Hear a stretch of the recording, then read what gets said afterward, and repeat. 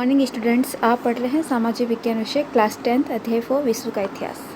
कल की क्लास में हमने औद्योगिक क्रांति से रिलेटेड जो भी आपका इसका अर्थ होता है, इससे होने वाले परिवर्तनों के बारे में पढ़ा। इसी के साथ में जो भी आविष्कार हुए हैं औद्योगिक क्रांति के दौरान उसके बारे में हमने पढ़ा। जिन जिन क्षेत्रों में वस्त्र, लोह उद्योग, परिवहन, संचार के क्षेत्र, इनमें सारे जो परिवर्तन हुए हैं, जो भी आविष्कार देखने को मिले, वह हमने पिछली क्लास में पढ़े। आज जो हम पढ़ने जा रहे हैं वह हम पढ़ने जा रहे हैं औद्योगिक क्रांति के परिणाम। औद्योगिक क्रांति से क्या परिणाम जो है हमें प्राप्त हुए हैं।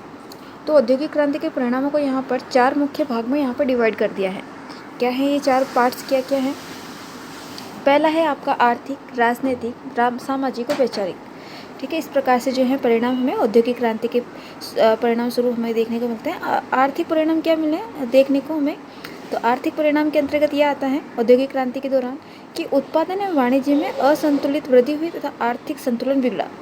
क्योंकि पहले जो है सारा जो है कार्य हाथों से किया जा रहा था, और एकदम जब कार्य सब मशीनों के पास में आ जाता है, उत्पादन तो बढ़ा लेकिन संतुलन नहीं रहा। लोगों के पास से जो रोजगार था उनका, वह रोजगार छिन गया। तो इस कारण से जो है इस प्रकार की असंतुलित व्यवस्था जो है उस समय देखने को मिली। यहाँ पर नगरों का तो विकास हो गया, लेकिन ग्रामीण क्षेत्रों में जो कार्य कर रहे थे लोग, उनसे रोजगार छिन जाने के कारण जो है वहाँ की स्थिति जो है थोड़ी डगमगा सी गई थी।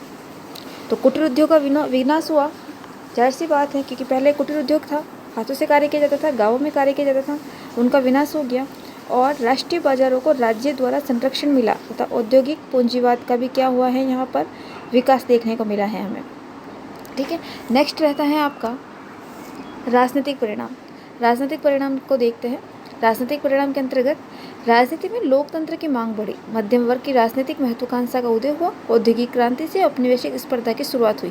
क्योंकि सभी जो औद्योगिक क्रांति के अंतर्गत जो है कच्चा माल लाना ले जाना, बाजार की व्यवस्था, सारा औपनिवेशिक जो था, राज्य थे, देश थे औपनिवेशिक, वहाँ के अंतर्गत ही किया गया था। तो जो अन्य एक दूसरे जो सारे जो औपनिवेशिक देश थे, तो उनमें स्पर्धा हुई, होड़ चली उन अन्य देशों के बीच में, मध्य में, कि कौन जो है इस स्पर्धा में जो है आगे बढ़े। तो सभी जो है देश आगे बढ़ना चाहते थे। तो यहाँ पर जो है औपनिवेशिक स्पर्धा की शुरुआत हुई। श्रमिक संगठित हुए और अपनी मांगों को लेकर आंदोलन का भी यहाँ पर क्या हुआ है, उदय हुआ है। आगे देखिए सामाजिक परिणाम। सामाजिक परिणाम में क्या अंतर्गत क्या आता है? नए सामाजिक वर्ग का उदय हुआ, क्योंकि जो इसमें नया सामाजिक वर्ग ये आ रहा है कि जो भी मजदूर वर्ग था, जो औद्योगिक क्षेत्रों में काम कर रहे थे, वह एक नए वर्ग का उदय यहाँ पर देखने को मिल रहा है। और इस कारण यहाँ पर नैतिक मूल्यों का भी गिरावट आई है। संयुक्त परिवार प्रथा में बिखरा हुआ है, क्योंकि लोग गाँव छोड़कर शहरों में औद्योगिक क्षेत्रों में कार्य करने के लिए आते थे। तो इस प्रकार से जो पहले लोग एक साथ रहते थे, वह जो है एकल परिवार की प्रथा जो है यहाँ पे शुरू होती है, क्योंकि सब जो है गांव छोड़कर शहरों में आकर बसना स्टार्ट हुए थे। ठीक है, नई संस्कृति का जन्म हुआ है, मानवीय संबंधों में गिरावट आई है, शहरों में मजदूरों की संख्या बढ़ने से गंदी बस्तियों की समस्या भी बढ़ी है। आप अभी भी वर्तमान स्थिति को भी देख सकते हैं, जहाँ जहाँ औद्योगिक क्षेत्र है वहाँ पर आपको गंदगी देखने को मिलेगी उसके आसपास के क्षेत्र में। और सब जो है उन औद्योगिक क्षेत्रों के पास में जो सर्वाधिक जो लोग निवास करते हैं, वह कौन से लोग हैं? मजदूर। जो मजदूर जो है, सर्वाधिक मजदूरों की संख्या है वहाँ पे अधिक देखने को मिलती है। ठीक है, गाँवों से लोग शहरों की तरफ आ रहे थे। तो इस प्रकार से सामाजिक परिणाम हमें देखने को मिलते हैं। अगला जो पॉइंट रहता है आपका, वह रहता है वैचारिक परिणाम।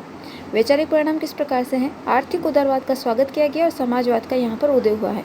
जिस नए सामाजिक वर्ग के उदय की हम बात कर रहे हैं, वह है आपका यहाँ पर इसी के साथ में जो है समाजवाद का भी क्या हो रहा है, यहाँ पर उदय हो रहा है। तो इस प्रकार से हमने 4 परिणाम देखे औद्योगिक क्रांति के दौरान। आर्थिक परिणाम मिले, राजनीतिक परिणाम, सामाजिक परिणाम और वैचारिक परिणाम। अब हमारा नेक्स्ट पॉइंट रहता है जर्मनी और इटली का एकीकरण। ये इंपॉर्टेंट रहता है, जर्मनी और इटली का एकीकरण। इसको अच्छे से ध्यानपूर्वक पढ़िएगा। देखिए जर्मनी का एकीकरण। जर्मनी 18वीं शताब्दी के अंत तक में 300 से अधिक छोटी बड़ी रियासतों में बटा हुआ था। भौगोलिक दृष्टि से जर्मनी के राज्यों को मोटे तौर पर 3 भागों में बांटा जा सकता है तथा उत्तरी, मध्य तथा दक्षिणी। उत्तरी भाग में प्रशा, सैक्सनी, हनोवर, फ्रैंकफर्ट आदि राज्य थे, जबकि मध्य भाग में राइनलैंड, दक्षिण में वुर्टेनबर्ग, बवेरिया, बादेन, पैलेटिनेट, हेस-डर्मस्टॉट आदि थे। आकार और सैनिक शक्ति की दृष्टि से प्रशा सबसे शक्तिशाली था, लेकिन राजनीतिक दृष्टि से विखंडित होते हुए भी 2 बातों जर्मनी के राज्यों को आपस में जोड़े हुए थी। पहले इसको समझते हैं। जो जर्मनी जो था, जिस प्रकार से हम राजस्थान का एकीकरण पढ़ते हैं, राजस्थान में सारे जो थे जिले, जो हम पूरा एक राजस्थान देखते हैं, तो अगर मैं राजस्थान के पॉइंट ऑफ व्यू से आपको जर्मनी को समझाने की कोशिश करती हूँ, राजस्थान भी पहले भिन्न भिन्न जिलों जो थे अलग अलग शासक जो है वहाँ पे शासित थे, अलग अलग राजा हुआ करते थे वहाँ पर, तो सभी जो है स्वतंत्र शासन करते थे उस क्षेत्र पर। सभी का अपना रियासतें थी, सभी की अपना क्षेत्र थी, सभी ने अपनी अपनी रियासतें बना रखी थी उस समय। लेकिन जब एकीकरण होता है राजस्थान में, तब इस प्रकार से मत्स्य अलवर भरतपुर धौलपुर वाला क्षेत्र अलग होता है, वह भी इकट्ठा होता है। जो पश्चिमी राजस्थान का क्षेत्र होता है, आपका बाड़मेर बीकानेर जैसलमेर वाला भाग, वह जुड़ता है, उदयपुर जुड़ता है। तो इस प्रकार से हाड़ौती क्षेत्र जुड़ता है। तो धीरे धीरे कर जितने भी पार्ट्स थे राजस्थान के, वो सारे जुड़कर एक प्रॉपर पूरा क्या बना, राजस्थान बना। तो उसी प्रकार से जब जर्मनी का एकीकरण होता है, तब जर्मनी में भी कितनी रियासतें देखने को मिलती हैं, 300 से भी अधिक रियासतें देखने को मिलती है। 300 से भी अधिक जो है छोटी बड़ी रियासतों में बटा हुआ था। और ये अगर मैं इसकी भौगोलिक दृष्टि से बात करूँ, जैसे कि हम बात करते हैं भारत का उत्तरी क्षेत्र, भारत का पश्चिमी क्षेत्र, भारत का पूर्वी क्षेत्र, भारत का दक्षिणी क्षेत्र, भारत का मध्य क्षेत्र, तो इस प्रकार से हम भारत के विषय में इस प्रकार से बात करते हैं भौगोलिक स्थिति को देखते हुए।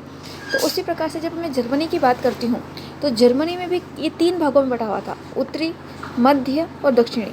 ठीक है, तो जर्मनी इस प्रकार से है, उत्तरी, मध्य और दक्षिणी। ठीक है, तो उत्तरी भाग में कौन कौन से क्षेत्र आते थे? उत्तरी भाग में आते थे प्रशा, सैक्सनी, हनोवर और फ्रैंकफर्ट। अगर मैं मध्य की बात करूँ, तो मध्य में आपके आता था इसमें राइनलैंड, और दक्षिण में कौन से भाग आते थे? ब्रोटेनबर्ग, बावेरिया, बादन, पैलेटिनेट, हेस्ट, डर्मिस्टॉट। ये सारे जो है इस प्रकार से क्षेत्र आते थे। ठीक है, तो इस प्रकार से यह अलग अलग 3 भागों में बटा हुआ था। लेकिन जब इसका एकीकरण होता है, तो सबसे तीनों ही क्या हो गए थे, इसमें तीनों क्षेत्र स्थिति या भौगोलिक स्थिति जो है इनकी समान हो गई थी, मतलब कि एक ही हो गई थी एकीकरण होने के बाद में।